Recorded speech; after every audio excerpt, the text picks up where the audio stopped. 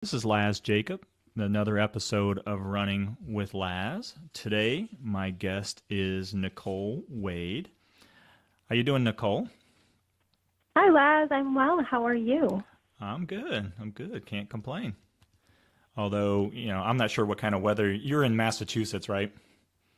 Boston, yeah. Yeah, so I'm not sure what type of weather you're actually getting there, but I think over the weekend I was able to go outside and run. It was like, 50 degrees, and then yesterday we got hit with a pretty decent snowstorm, about six inches or so.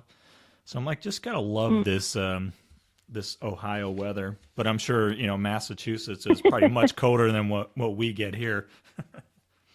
Yeah, what's funny? We had a really bitter cold December and January, and it was very warm this weekend. I ran in shorts on Sunday, and we had snow this morning, so keeps you on your toes for sure. Absolutely.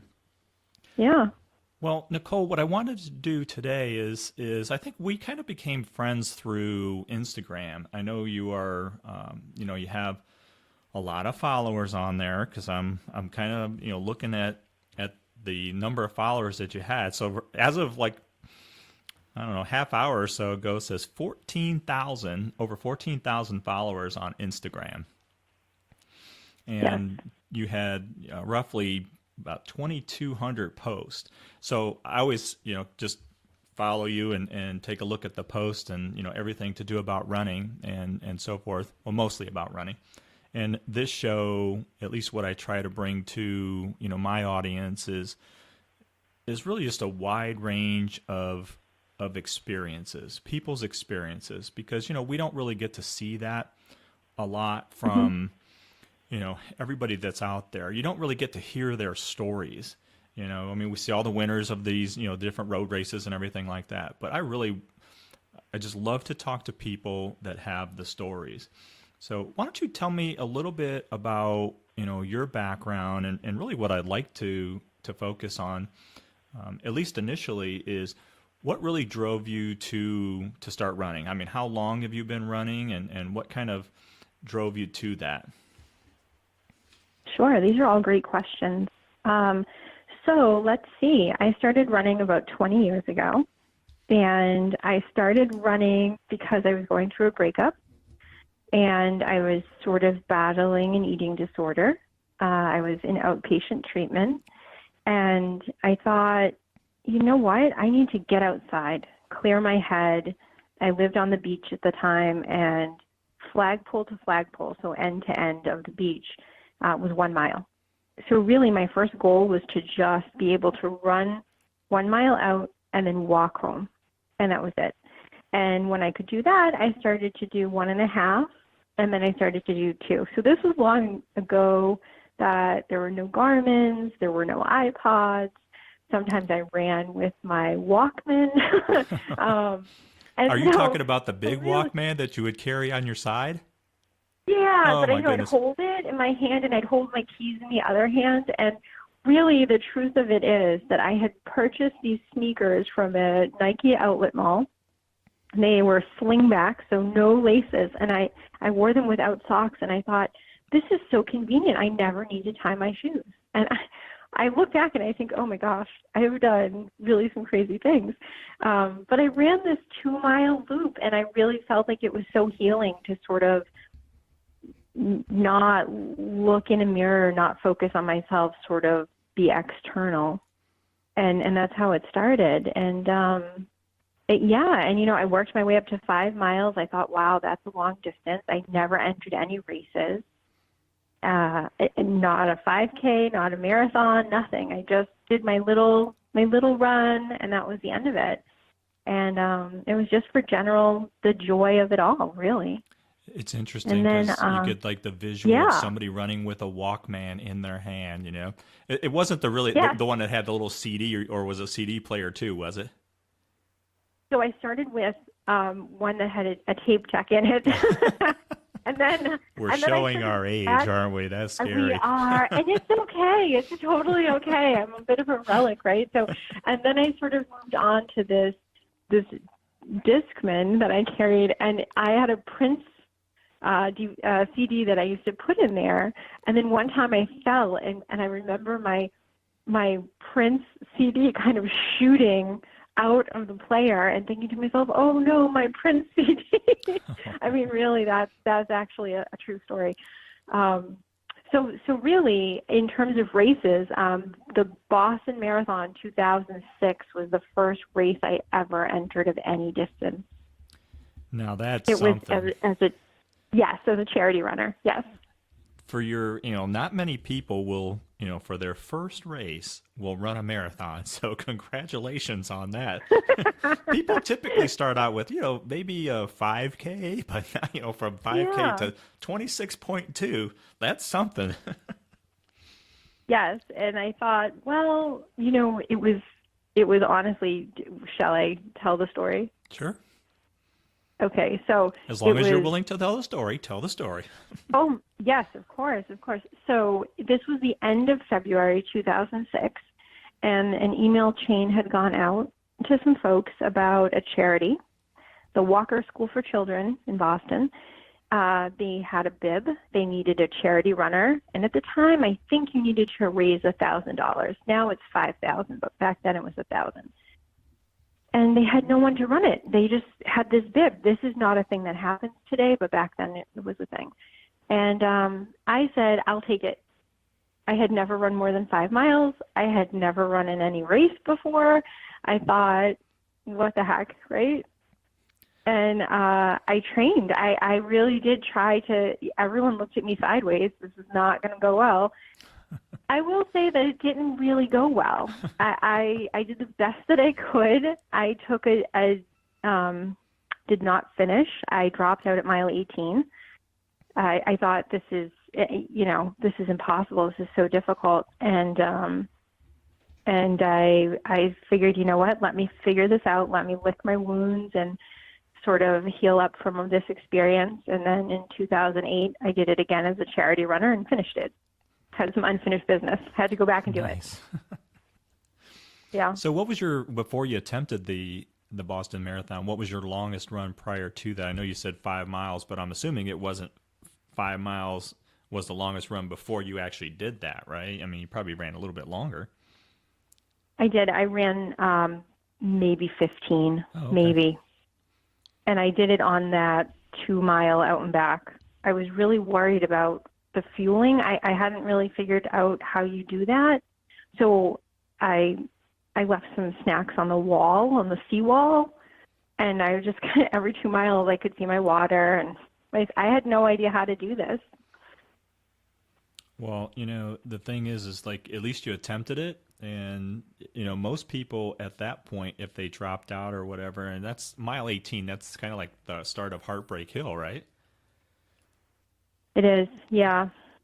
So did the hill kind of look daunting to you? Because I've talked to a couple of other people that ran the Boston Marathon, and they say the hill is very deceptive. It doesn't necessarily look bad, or steep or kind of scary. It's just it seems like it's a gradual incline that just kind of takes it out of a lot of runners. I mean, not you always see the professional runners just fly up that thing and make it look like it's nothing. You don't even know they're running on a hill. But for the other people that are out there probably running Boston for the first time, it's like, oh, what did I just do? Well, I'll tell you something about Heartbreak Hill, and the reason it feels challenging is because it is a net downhill. So the tendency at the beginning of the race is to start a little bit quicker. There's sort of the adrenaline, the rush of the crowds. It's Boston, but it's also downhill.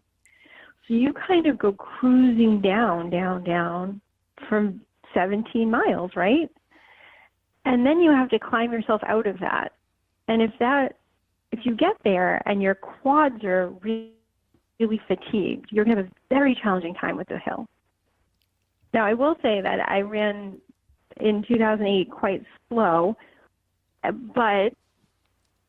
or a bit slower than I run it now, a marathon now, but I didn't realize that I had actually hit Heartbreak Hill at the time until I was beyond it, because I didn't know that's what it was. Like, I think in my head, I was expecting a mountain, All right. and it never presented itself like a mountain. So I wasn't even aware that it had happened. So have you ran Boston? You've ran it more than twice, though, correct? Just the 2 times. Just the two I'm times. running it in April. Okay. Now, are you running it for a charity again, or did you actually qualify with time? I qualified. Nice. Now, which race did you run to actually qualify? And what is the qualification? It's got to be what, at least 3 hours and maybe 10 minutes or something, or is that a little bit faster? Well, that's for the guys. For my age group, it's a 3:45, Oh, wow. and I Okay. ran it in 3:35:11. Now, did you? Because I know that one of the other guys that I had interviewed, he's also a two-time Boston qualifier, Boston runner, and he said that I think his qualifying time for his age group was around 3:40, somewhere around there, but you almost had to run like a 3:35 because of everybody that does qualify, and they send in their form or registration, that they can't take everybody, so they actually cut it off at a certain time. So even though the qualifying time is 3:45, or something like that, you may have to run like a 3:40 or 5 minutes faster than your qualifying time just to get in because of the number of people that actually register for the race. Yeah, so there was about a 3-minute and change cushion. I would need to fact check the time that you needed to overshoot your time by because of the amount of qualified runners in each age group. So the BAA sort of lets the fastest people enter first. So if you're over 20 minutes beyond your qualifying time, you get to register on Monday, and anything over 10, you register on Wednesday, and then I believe anything over 5 minutes goes on Friday. Everyone else goes on Saturday, and then you sort of see how much space is left. Well, Does that make sense? it does. Yeah. Yeah. So I think they limit the race to a number of participants. I remember the first one I watched, I think, was 1990. Oh boy, I think it was 1997 or 96 when it was the 100th running of the Boston Marathon. And that time, I think they let just a number of different people, get in and do the race. So they had, the area where the race starts,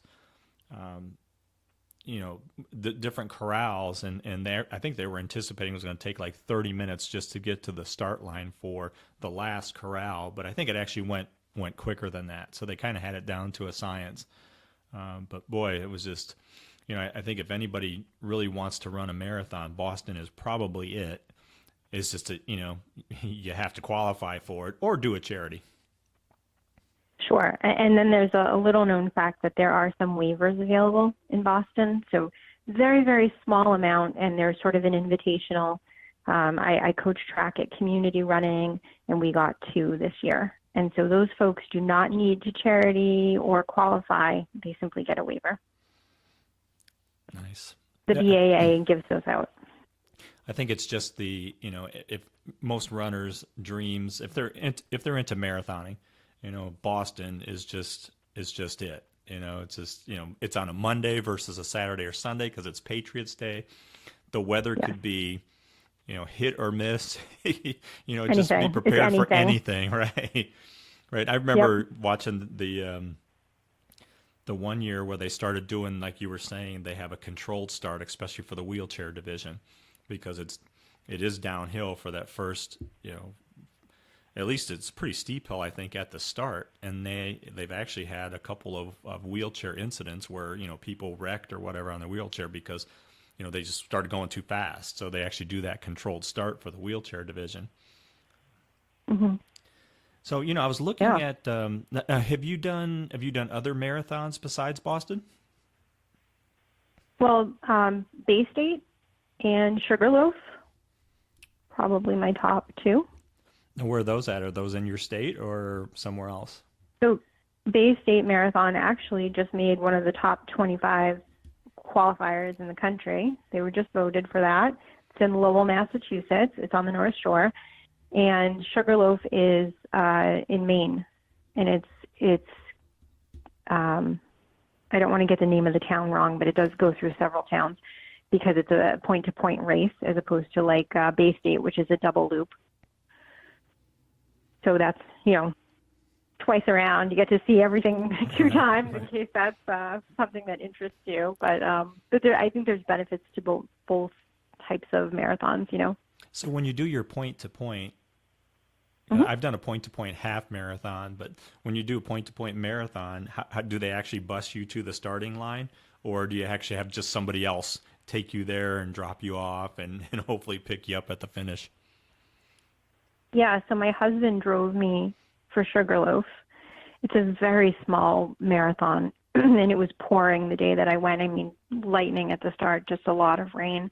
And a fun fact, they do not use a starter gun, they use a shotgun, which I wasn't prepared for because there was no warning before it happened. Lucky it wasn't a cannon or something like that. Yeah, there was no national anthem. There was just suddenly a gun. I was like, what is happening? So that'll wake you up for sure. But with Boston, getting bussed out is definitely the way to go because there's Athletes Village and there's tents and things. So it's much better that way. But I think it really depends on, the size of the race and, there's usually information about how to do that. I do like a loop because the start and finish is usually in the same spot and it's better for spectators, right? So if you've got people who are supporting you, they can see you multiple times on the course and there's usually information about where's the best place to see your runners and things like that. So I guess that's the other benefit of something that isn't point to point. Yeah, I definitely like the loop races.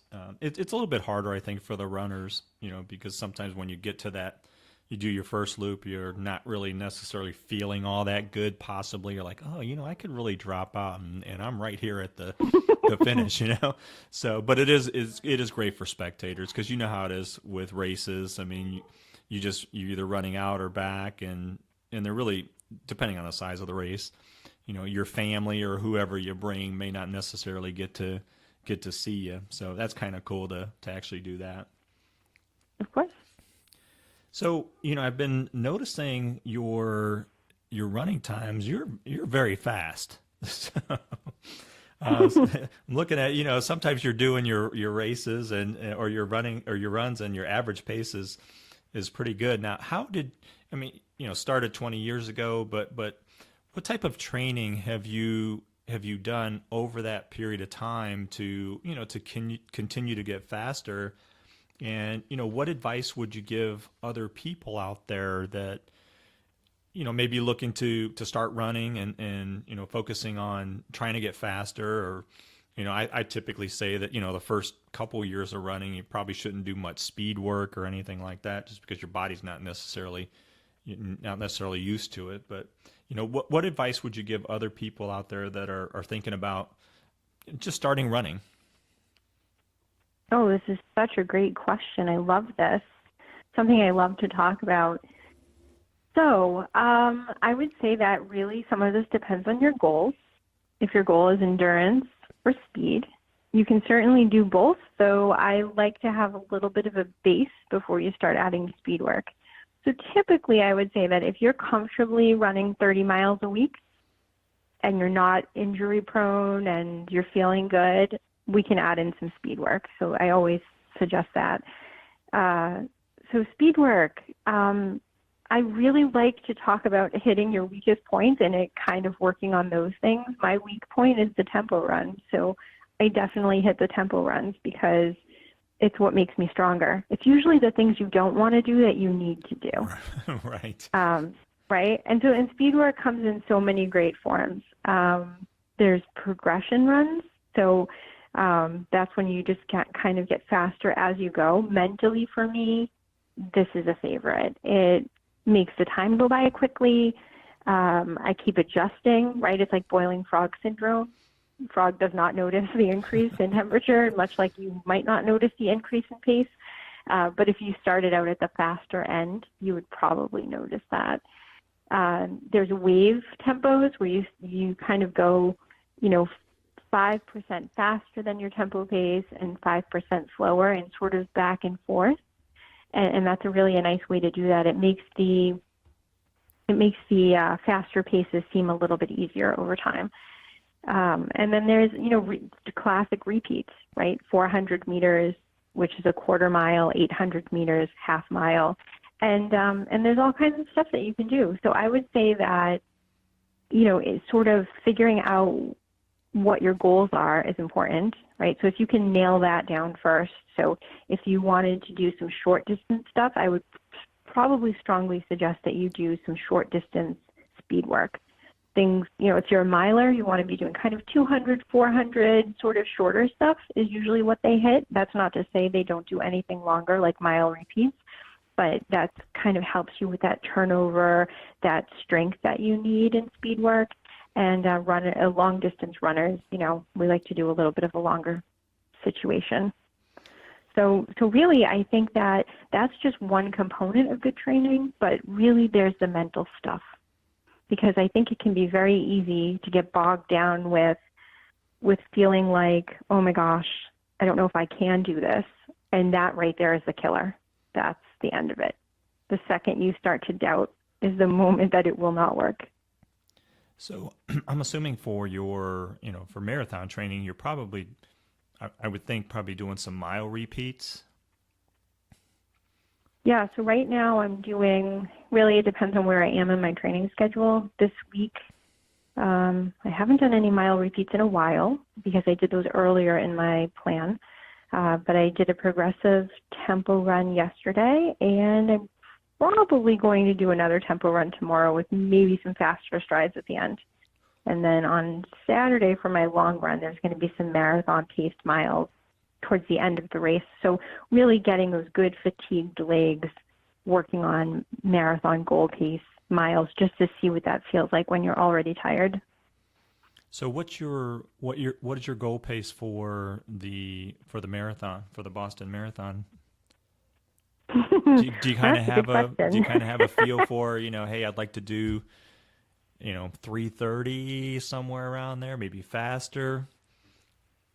Yeah, I tend to be a little bit closer to the vest on this. I honestly, my goal is to really do well. I mean, my plan for this training season has been dialing in everything. My nutrition, my strength training, my diet, my core work, my hill work, my cross training. So everything that I've been doing has really been to support getting stronger and getting faster. I'm not really married to a time. I have an idea, like, pie in the sky ideas, but honestly, I'd love to break 3 before I turn 45. Oh, that's so an awesome I'm just time. kind of breaking this into smaller, manageable chunks and then approaching it more methodically.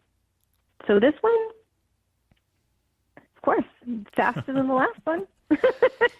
But I do feel a lot more clocked into this than I have in the past. Now, when you do your mile repeats or your speed work, do you try to just go maybe, I don't know, a few seconds faster than what your probably goal pace is, or do you go a little bit slower? How does that normally work? And not just, not necessarily for, your Boston Marathon, but your training. I do want to say that, I know that, that you are a coach and you do a lot of training of other people, so you're very well versed in how to set up training programs for individuals and so forth. But there's so many people out there that I think, not only for marathons, but any race that they do, the training is just, I think, what gets them. Either they're overtraining or definitely on what should be considered their slow day, they're running way too fast even on their slow days. So I know I've been guilty of that over the years that I've been running. Sure. So a tempo pace is something that you can, about hold for an hour. So it's going to be faster than your marathon pace. In fact, it's going to be, I don't know, somewhere in your 15K, maybe leaning towards your 10K pace time. So somewhere in that area is where your tempo pace lives, right? And there's a bunch of online calculators. The Daniels VDOT calculator is pretty great. So I will tell you the thing that I feel that I'm the most guilty of is being very nervous about running faster. I sort of think maybe I need permission from the running gods before I try this. This must not be okay, right? So really for my long runs, my easy runs rather, I do work a little bit in the heart rate stuff. So making sure that my heart rate's low, and sometimes that pace will vary, right? Just depending on how recovered I am. And honestly, what feels good is sometimes what I go with, and that's really what I do with my athletes too. If it feels good, we roll with it. I mean, you can use calculators forever, but in the end, a person is really dynamic, and there's a lot of things that go into this, including self-talk, including other types of care. So sometimes you can look at the numbers and say, this is great, but you can do more, or you look at the numbers and you say, we need to change this a little because you're not getting enough sleep, because you're injury prone, we're having some issues with gait or form or something else. So right, yeah. Really, I think there's a lot of factors. Oh, sure. I had a gentleman on that, he's been running for 60 years, and I've known him for a long time, and, he was my my go-to guy for my Achilles injury when I was kind of going through all that about 3 years ago. And, he's very much into the heart rate training. And, when I first started doing some heart rate training, they said that, on your easy days, you shouldn't really exceed 70% of your max heart rate, maybe even lower than that. And it almost feels like you're out there like such a slow jog, or maybe even a fast walk, can get you up to about 70% of your, your heart rate. So you're sitting there, I think in most people's minds are like, I'm just not running fast enough to really do me any good, even though, it really is, it's definitely better for their heart. That's the whole thing about overtraining, running too fast on your easy days, and then you're too tired by the time race day comes. Well, sure. And, the benefit of the slower runs, right? No matter what your pace is for your range, and there, I always want to kind of check the ego at the door, right? Because sometimes I look and I think, oh, okay, well, it doesn't matter. It's just time on your feet. And it's also, you're flushing out your muscles and you're getting them ready for the next run. You're burning fat when you're running slower pace miles anyway. And it really sets you up nicely, gives you a nice foundation. Absolutely. And the thing too is like what he was saying, and I'm sure you're aware of this too, is that, because every morning he would measure his resting heart rate. And if it was up, a little bit more than what it normally is, like his baseline, then he would basically say, hey, I'm overtrained. My heart rate really isn't, my resting heart rate really isn't dropping to where it should be. So, a lot of good information that, that was provided there too. And it's also important, I think, that, definitely don't overtrain. And people, like I said, they're thinking, if I'm not running fast, I'm not going to do well, but you actually probably do better. I think that's why I've seen before where, people actually come back from an injury and they actually run the race faster than what they probably would have if they weren't injured, because they're rested, or, they've rested themselves. Sure. So I want to ask you, just, 20 years ago when you started running and going out a mile and walking back. Now, everything that you've done over this whole time period is extremely impressive.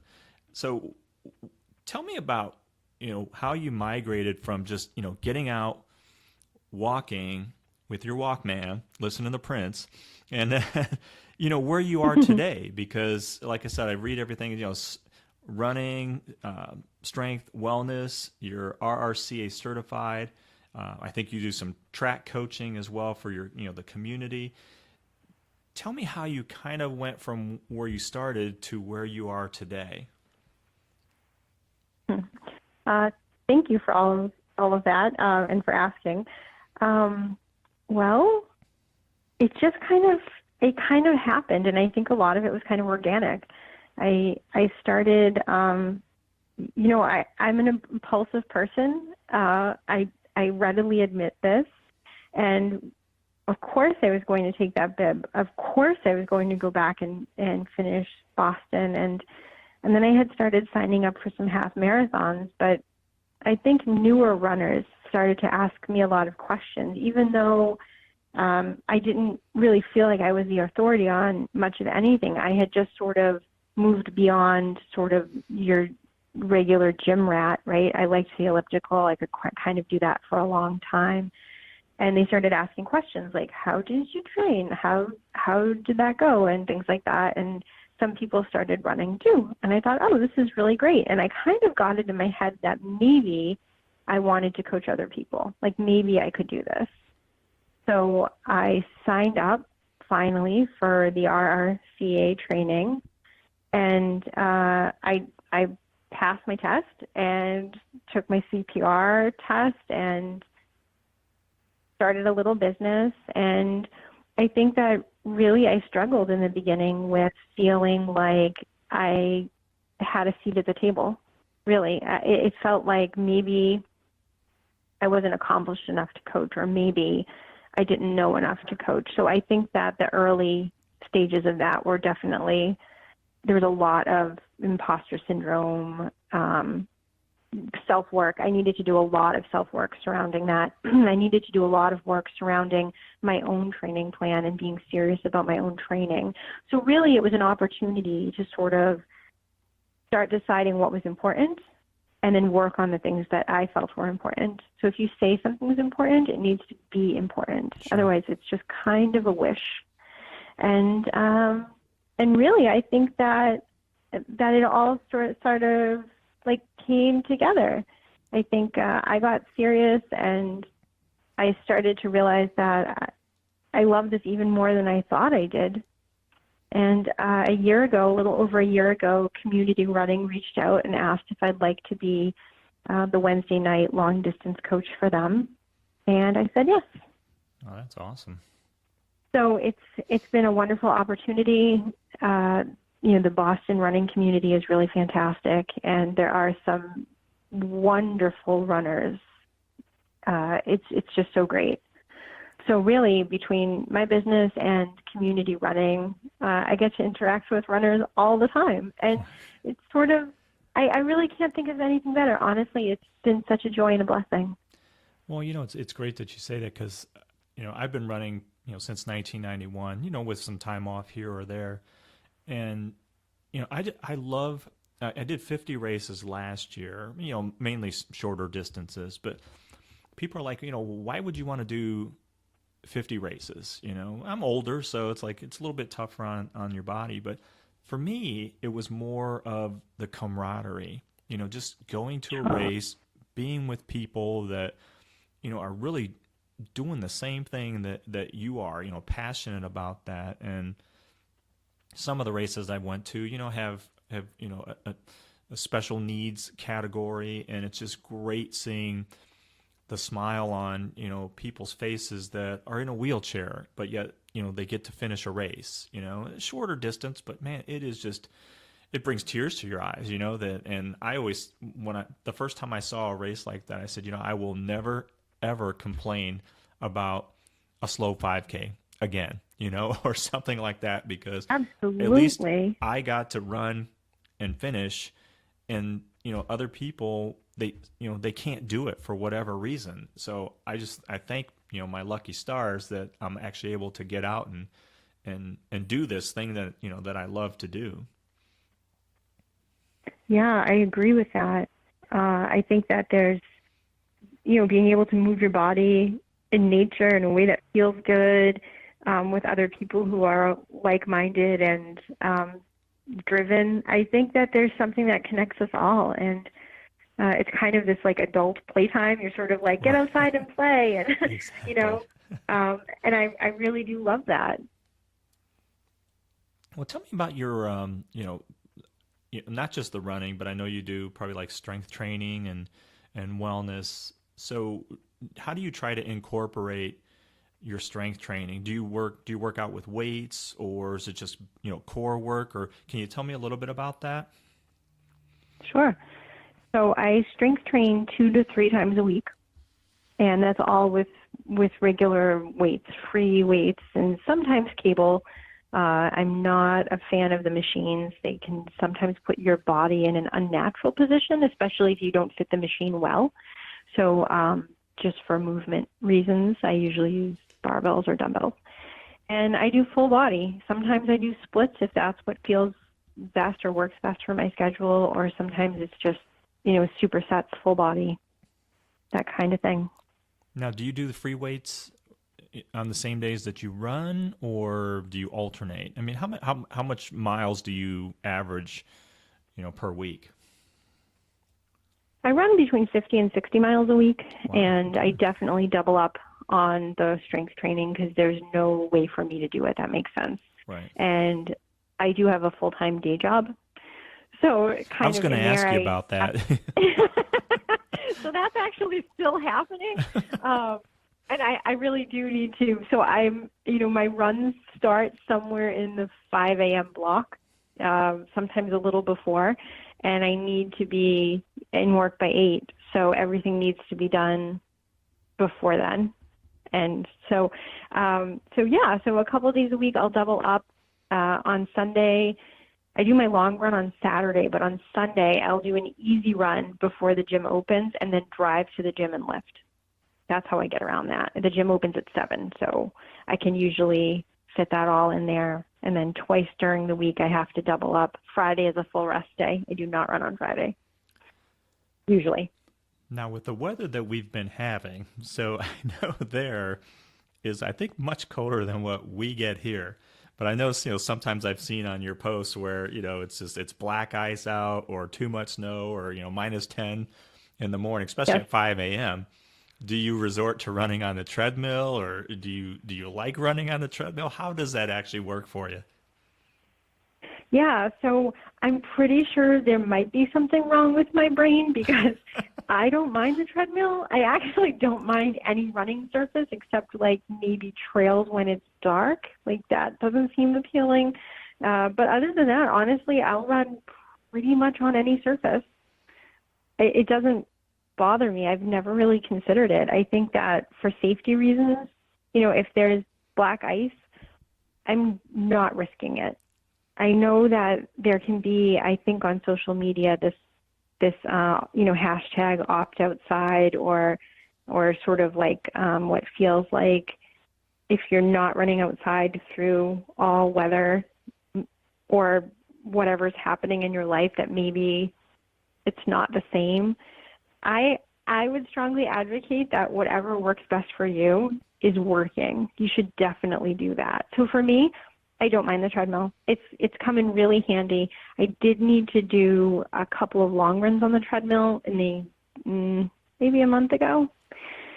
We had a blizzard and then another snowstorm, and honestly, it wasn't safe. I live in the city. There's no sidewalks, and sometimes you can't run in the middle of the street in the dark. Like you just Right. can't. It's not a good idea.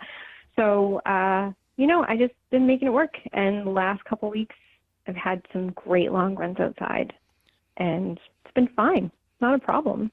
So what was your long run on the treadmill? Oh boy, I think. I mean, my longest ever is 17, but Wow. I think I did a 14 and a 16 inside not long ago. Do you have like a TV set up where you're like watching TV or, something to distract your mind? Because I think the longest I've ever ran on a treadmill is probably like 8.5. And I actually broke it up. I ran 4 and then ran 4 again. I just couldn't, do that like 8 miles straight. But I thought, you know what, maybe if I had a TV set up there or whatever, then I could probably do that. But I think that would be a little bit difficult. You Yeah, probably I have like think this big surround sound system and everything like that, or watching like repeat Boston marathons or something like that. Yeah, something to motivate you. Right. Okay, so in all honesty, I ran 10 miles on the treadmill this morning. We were getting another bout of snow. It was so slippery outside. I went outside dressed for outdoor weather, and I changed my mind, went to the gym, knocked out 10 miles. I don't watch TV, and I don't listen to music on the treadmill. So I just think Uh, I- you get to that's do my you get to whole people story. watch? I guess if you're Yes, so. are you when you're running on a treadmill, do you run at home or do you go to the gym? Probably maybe both, right? I don't have a treadmill in my house, Oh, so okay. I have to go to the gym. Have to go to the gym. That's some Have to go to the dedication. gym. That is some dedication.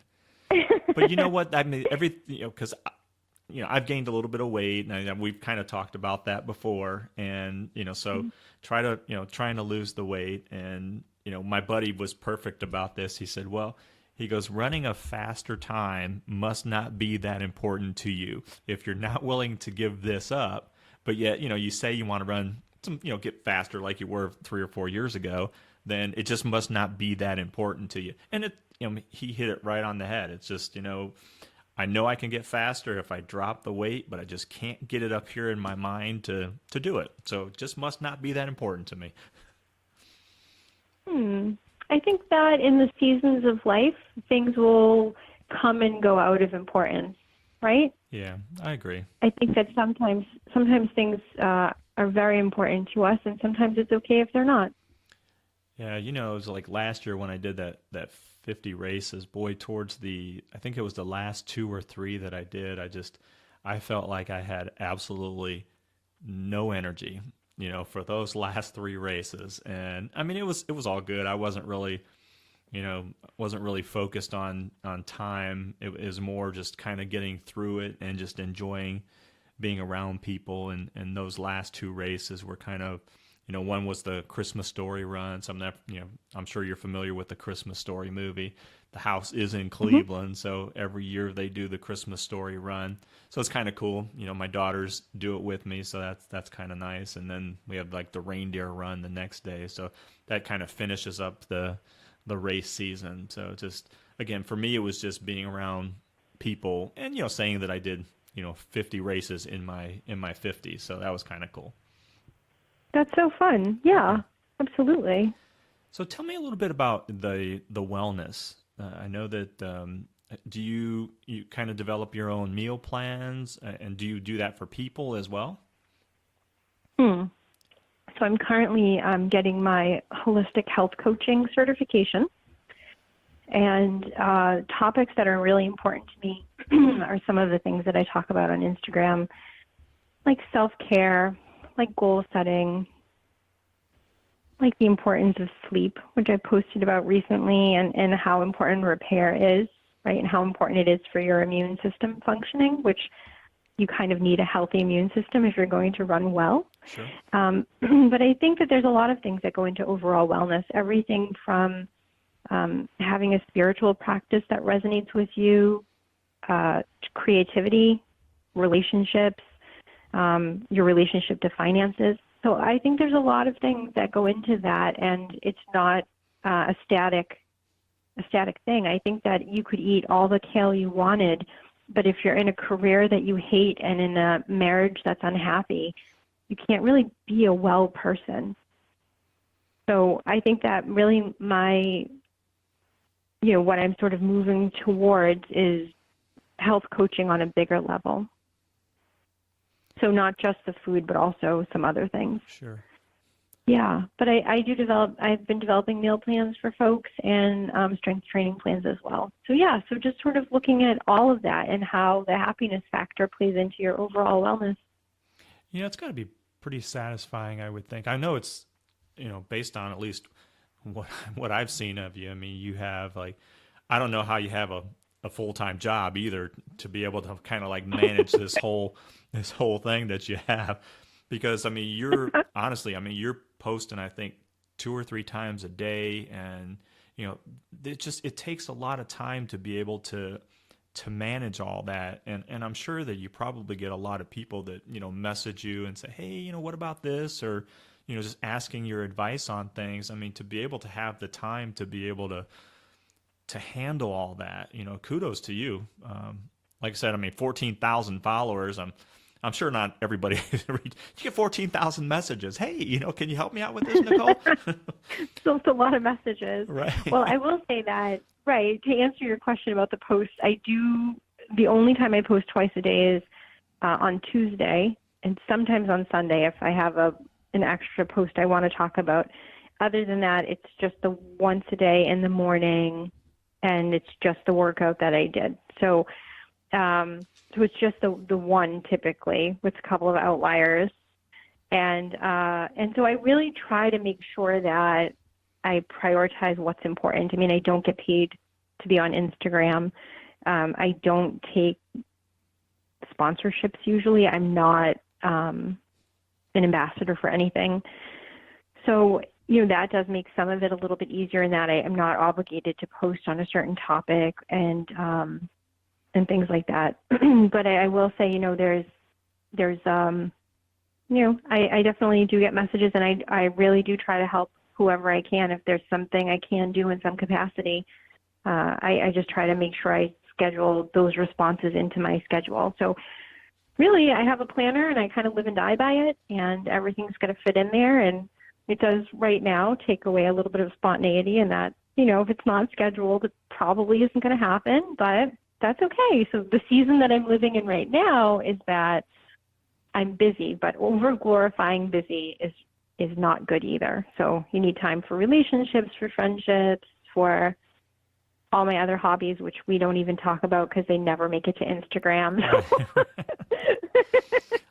When I see your really post, I'm like, bunch of other stuff. this is all she does is just run. This has got to be it. No, She has no that's life not- other than running.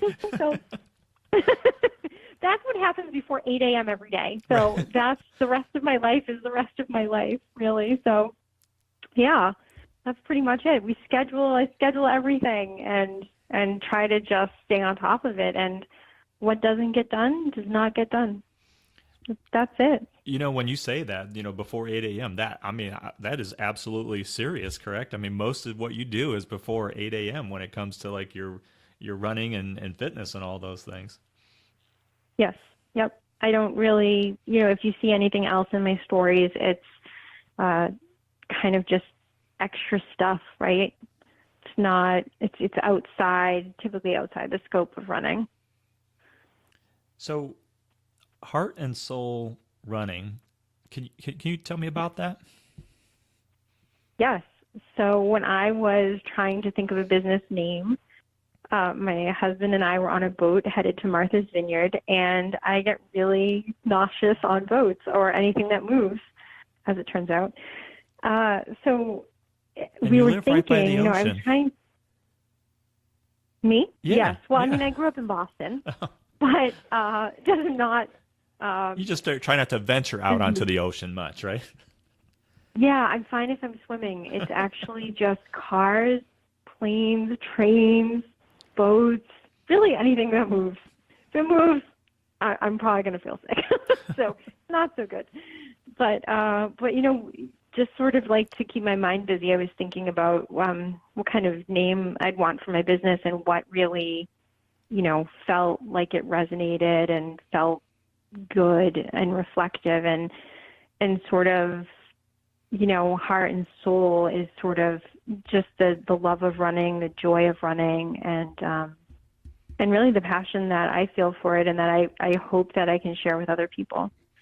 So that's how Heart and Soul was born, right on a boat when I was trying to occupy myself. Yeah.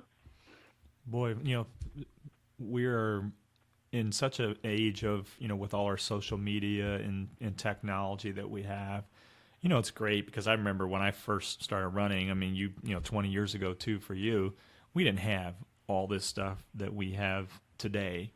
Everything's like right at our fingertips, but a lot of, sometimes what at least I'll try to do, and I'm sure you might be the same way, is just, maybe one day a week, just get out and run with no watch, no phone, or at least have the phone, but, keep it off to the side or something. Just, for the pure pleasure of just getting out there running and not having to worry about, what's my pace at right now, or, what's my heart rate right now. I'm just out there running to run, back to what nature has to offer. Yeah, I agree. I think that's really important. I definitely have a strong no phone policy while running. So it's in a pocket or in my koala clip. Big shout out to them. They make an awesome product. And it goes right into my sports bra in the back, and it just clips in, and I don't even know about it until I'm back. or on the treadmill, it's on Do Not Disturb, which helps. I'm not a heavy watch person. It's on, but I'm not staring at it. And I've sort of had to train this habit out of myself because I used to be checking it all the time. And now when it gives the haptic feedback, I check and I know, do I need to adjust anything? And I just take a look then. But, for a while, really to break myself of that habit, I started running my easy runs without it because I just needed to not know what that was. So just watch free. But really, I would say that this no running with music experiment has gone really well, and I'm sort of feeling like I can feel the paces a bit better. Yeah, it's interesting that you say that because I notice, a lot of times when I'll go to a race and, I may not be running that day. I'm just kind of there volunteering or just seeing people run. And a lot of times I'll just go to race just to see, the people run. But most of the time, the lead runners they're not wearing the headphones. They're not carrying their phone. They might have their Garmin on or, just, for the pace or whatever. But it's interesting that a lot of times you will see those lead runners, they're just out there running and they know their pace so well, that they've kind of, no music for me. Most of the time they're going to be done with their 5K pretty quick anyway, so they may not necessarily want to use it. But that's sure. One thing or strategy I've tried to use a little bit is where if I'm doing a race, just not even wear the headphones or the phone, or just keep the phone in the car and just run out, do a race for the pure joy of it and trying to hit my pace just by doing that. Sure. Yeah, I love it. So over the years, have you been able to avoid the injury bug, or most people that run get injured at some point in time? How have you been able to overcome any type of injuries?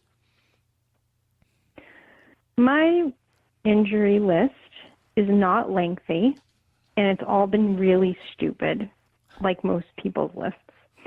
I would say probably the thing that I did that was the most obnoxious was that I gave myself tendinitis by tying my shoes too tight. Sometimes it's called lace bite. It affects the top of your foot, like where you pull your laces. Mm-hmm. And I was in a shoe that was a bit too wide, and so I felt like I had a lot of lateral motion at the time. And to counteract that, I would pull them a bit tighter. That was not a great idea, and it took, a while, 6 weeks, 8 weeks to sort of bounce back from that. More recently in May, I fell. I had a pretty bad fall on a trail run when I was out in Oregon, and I ended up with some scar tissue. I rolled my ankle, and man, that was tough. It took a while to come back. I had some Grafton over the summer, and yeah, falls, nothing you can, I don't know. You kind of go back in your mind to the moment right before the accident happened. You think, oh gosh, what would I do different? But honestly, I think things need to break for a reason. They're just weak. And really, an injury, there's a big silver lining to any injury, and that is your ability to spend time focusing on a weakness and making it stronger. So for me, there's been a few things. I think 10-ish years ago, I had some fasciitis issues in my right foot, not my left, just the right. I rolled it, I stretched it out. I did all the things they said you should do back then, and honestly, I don't even really remember what happened back then. It just sort of disappeared. It's never come back. I still roll everything. I would say that I call it my prehab routine. So it's not very glamorous, but every night I foam roll, I stretch. I have a whole routine of things that I do. It takes longer than I'd like to admit, but I need to do it, and if I don't do it, things go wrong. So really, some of my strength training is focused on single side work because I tend to have a bit of an imbalance. And I want to work on the single side so one side doesn't compensate for the other. To combat any kind of back issues, I usually work a lot on my core and my core strength. And the rest of it's just things like, hip openers, clamshells, banded work, the cable standing abductor and adductor, I would say my holy grail, ride or die, must do strength training exercise. It keeps the outer hip and the inner thigh strong. And I make sure I always work that into my routine. Yeah, they say that that's the most important, especially for runners, is the core strength, but just keeping those hips flexible, stretched out. I was dealing with the abdomen groin pull, and since September, and it I'm still kind of dealing with it. I had some dry needling done, and that kind of helped, but it's we don't have nearly the type of trainers that the professional athletes and stuff have. So we just kind of like do it on our own to try to get it fixed. So Sure. Yeah, it's a labor of love for sure. So what type of shoes do you normally run in? Do you have some that you kind of enjoy versus others? Do you try a lot of different brands? I know a lot of people, once they get used to one, they'll kind of stick with it. But what I've tried to focus on is running in like an 8 millimeter drop, but then even going to like a 0 drop, and just kind of mixing and matching to help strengthen different parts of the running legs. Yeah, definitely having a variety through heel drop will load different muscles in the body. I'm a big fan of it too. So I like kind of everything. I'm a neutral runner. That puts me in a good position to be able to wear lots of different shoes. I'm not brand loyal, honestly. I love to try everything. If it's new, I want to check it out. Right. And so that's kind of my, if it works, it works. And when it stops working or I want to change my mind about something, I just go try something else. And sometimes I circle back. There's shoes like the New Balance Zante. I think I've gone through 8 pairs of that shoe.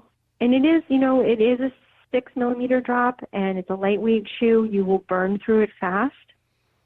You can feel the ground, so if you like that kind of connected feeling, it does give you that.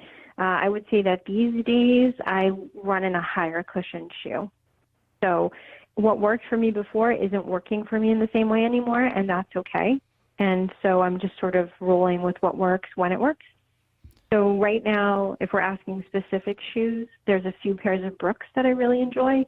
I love the Launch 5. I think it is just a beauty of a shoe. I love the Brooks Ghost. I use that for recovery running. It is a squishy, neutral, cushioned, it is just a little miracle of a shoe. I love that thing. The Hyperion from Brooks is a lovely little racing shoe. If you're going to do some speed work, that's nice. It will break down quickly despite the 10 millimeter drop. So you can't do any real long training stuff in it, but it's a great shoe. I think the Adidas Adios Boston is a wonderful shoe too. It's got that, the boost material in there, and that will last a really long time. That shoe made like iron. Now, have you ever had your running gait looked at? Because I noticed, a lot of times some people what they'll do is they go to the wrong type of shoe store. They get put in a shoe that doesn't really make a lot of sense for them, and they end up getting injured. And I know there's a lot of stores now that actually put you on a treadmill, videotape you, and kind of get a sense of what type of runner you are, whether you're overpronator or whatever it is. Did you kind of go through that process, or you just figure it out on your own? No, I definitely got a gait analysis done. I needed to. And I think, part of it was I needed to do a lot of work on my form, which, I had, and by the way, you should always get fitted. I'm just going to say publicly, you should always get fitted for shoes. Absolutely. Even if you're buying shoes a year later or 6 months out, just have someone check, because your gait will change in time. And if you've had any injury or you're compensating, there might be something that needs to be looked at by someone who can point you in the right direction. And of course, this is an art and not a science. So, it sometimes requires trial and error and open-mindedness. But I did have a gait analysis, and, I've been a neutral runner for a while. I was in support shoes for a long time. I did have a bit of a pelvic rock happening. Hmm. I think a lot of women can have this if the hips are weak. So, the pelvis tends to rock forward a bit when they run. It's sometimes called a hip dip. You have a little bit of it looks like you're collapsing when you're landing, and then the knee kind of leans in a bit. So, so really I had to work on strengthening each leg and making sure that my toes are always pointing forward. I have this right foot that seems to want to go on its own direction, kind of like externally rotates. So really just working on getting that leg to sort of come back together. Yeah, so definitely I always make sure that I'm in the right shoes. It's so hard to work on that stuff too, though, because when you're out, when you're running fast, actually, when you're running fast, you tend to probably run with better form than when you're out there running slow.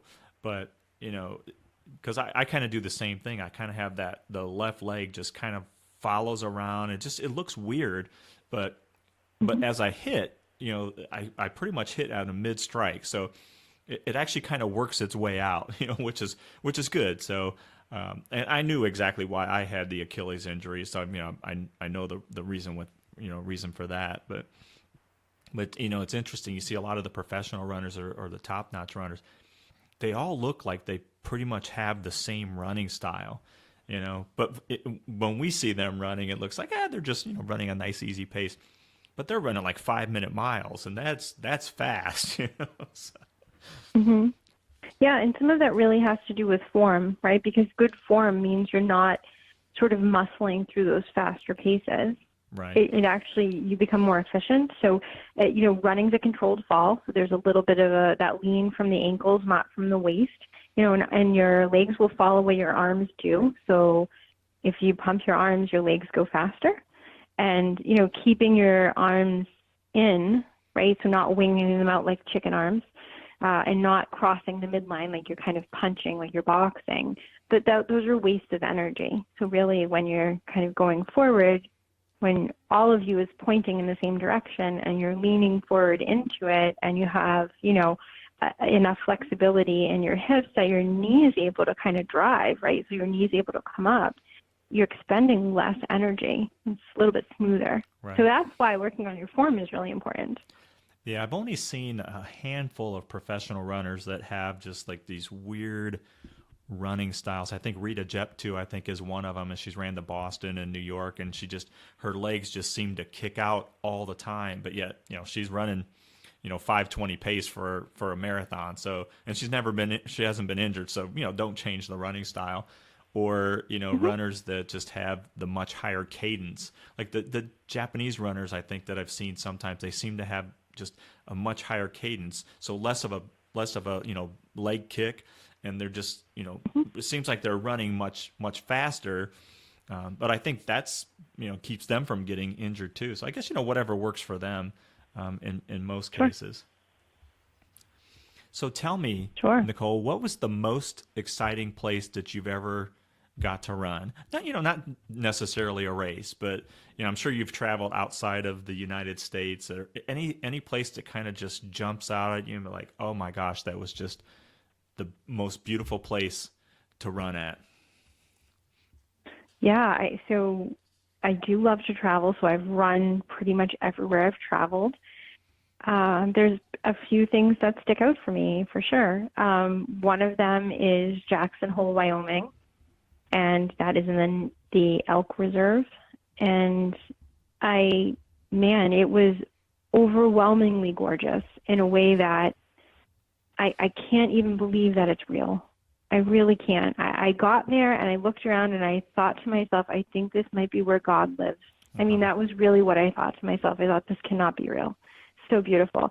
And it was so peaceful, and I was the only one out there, and I saw some animals, and I stopped. I took a bunch of pictures. It was breathtaking. And there's no pictures of me running because I was alone. And and so I, just have to imagine I was there, but it was really wonderful, and I don't regret a moment of it. Running in Oregon this past May was just, out in Sisters in Oregon, and it was just beautiful. But I would say that I've really enjoyed running in Italy, and every chance I get, I will do that. So yeah, so really those are just some of the places that I've really loved running. Did I see a post recently there you had where you ran? Was it in Budapest?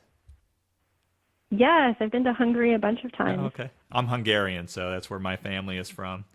And Excellent. I've never been there, so actually I've never been out of North America. So even though I'm Hungarian, I have a lot of family over there. I've never traveled over there, but I always thought, I've seen some people with a local road runners club here where they pick Mhm. certain marathons throughout the year, but they tend to like travel to do them. I have one lady, she actually went. She has family over in Italy, so she went over there and did a marathon. And then there's other people, from Ohio that go down to Tennessee or Florida or California. A couple people did Big Sur out in California. So just Mhm. focusing actually taking their vacation time and going and doing a marathon. That's what running is all about. Sure. Yeah, and I think that's fantastic. I think for some people that makes sense for them. I tend to sort of not do that, um, but I think that like what feels best is what you should definitely do, and it sounds awesome. Right. So, what is in closing, have you met like any, famous runners out there, like the Meb Kefleskis or, Shailene Flanagan? I'm actually trying to get an interview with her, but she's not responding to me. Go figure. But She's a little busy right now, but I I know, I know. understand. I'm Yes. like, give me 5 or 10 minutes of your time. I'm sure she doesn't even read the messages. Well, I will say I haven't met any like traditionally, I guess, or in the big circuit famous runners, but there's a lot of Boston folks who are really fast. My co-coach is, I know that he wants to qualify for Olympic trials, and so he ran his first marathon in 2:26. Wow. So and that was at the CIM. So he just ran that, and so yeah, I would say that he's definitely one of the fastest people I know, for sure. Yeah. That's So there's a amazing. lot of folks around who are just, you kind of don't. Maybe they don't make the news or something, but man, they're an inspiration to watch in person. Absolutely. Those are and that's Yeah. why when I do races, 5Ks, whatever I do, as soon as I finish, I tend to go like back to the finish line and just cheer other people on because, I'm middle of the pack person. But it's, a lot of times the people that are finishing, in the back, they don't really get the crowd cheering them on or anything like that. So, they need it just as much as the rest of us do. So that's I always been a agree. passion of mine is just to cheer everybody on that comes across that finish line. I agree. And I sort of sometimes find myself cheering people on in real life, just on when I see them running too. And so I yell things out and they yell things out. And sometimes I think really the best way to be connected to your own community is to sort of be part of your community. And so if that means that I just, clap for somebody on their morning run and we both, smile and laugh, I think that's good too. That works for me. Yeah. Well, that's the coach in you. Nicole, I truly appreciate, the time that you've given me. I know that we've kind of just even hit the surface on a lot of this stuff, but we're over an hour, so I didn't want to keep you that much longer. I know it's it's not your 5 to 8 times. So, but again, I truly appreciate, and you've definitely been an inspiration to me. Just following you on Instagram and seeing comments that people make and all your different posts. So please just keep that up and know that it's touching a lot of people and just you're an inspiration to us all. Thank you so much. That means everything. Thank you very much, and thanks for having me today. I really appreciate it. You're welcome. And hopefully in the future we'll be able to do this again. Absolutely. You just let me know. All right, we'll do. This has been another episode of Running with Laz. Have a great day, everyone. Take care.